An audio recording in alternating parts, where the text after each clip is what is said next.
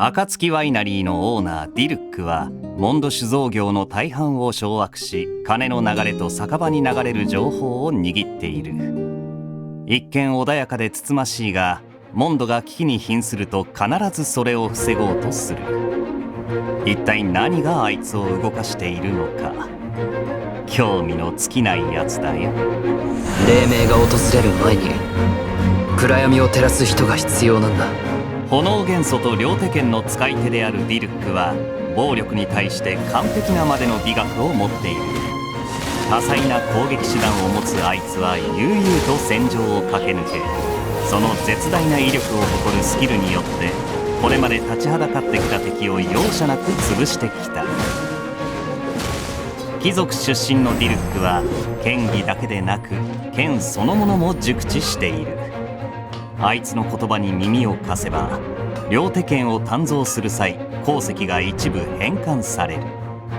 きっと冒険の助けになるはずだぜ。ディルックの通常攻撃は最大4連撃。4段目の攻撃にはノックバック効果がある。攻撃ボタンを長押しするとスタミナを消費することで連撃を放つ。範囲内の敵に高い物理ダメージを与え、銃撃終了時には敵をノックバックする。ディルックの特性を生かせば敵の群れを退け盾を破壊できるだろう。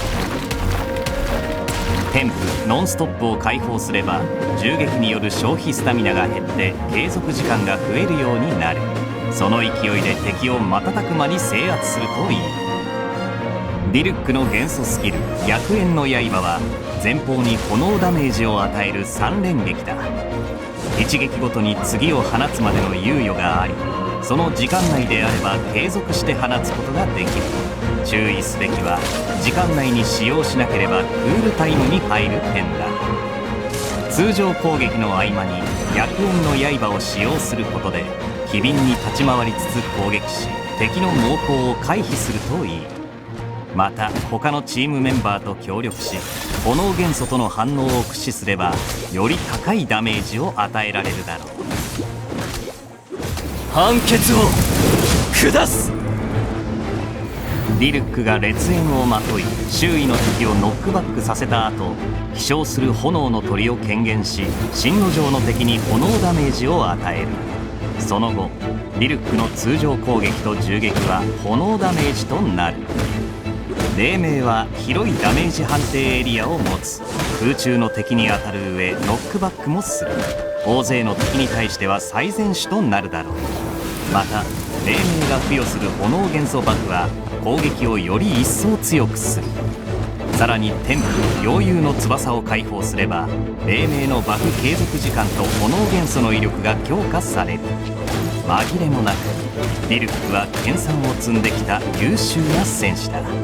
あいつならどんな任務だって完璧にこなすだろう。そんなあいつの華麗な戦いぶりを見てみるとしよう。まず通常攻撃で相手を牽制する。その後元素スキルを発動し敵に炎ダメージを与え、通常攻撃を織り交ぜつつ目にも止まらぬ連撃をお見舞いするといい。その過程で元素エネルギーを集め元素爆発を発動する。天賦陽遊の翼のバフにより攻撃が強化されたら最後の一撃で終止符を打つ。ディルックの無慈悲な戦い方と優雅な振る舞いには俺も目が離せない。だがあいつが真実を知った時、それでも今と同じように前へ進めるだろうか。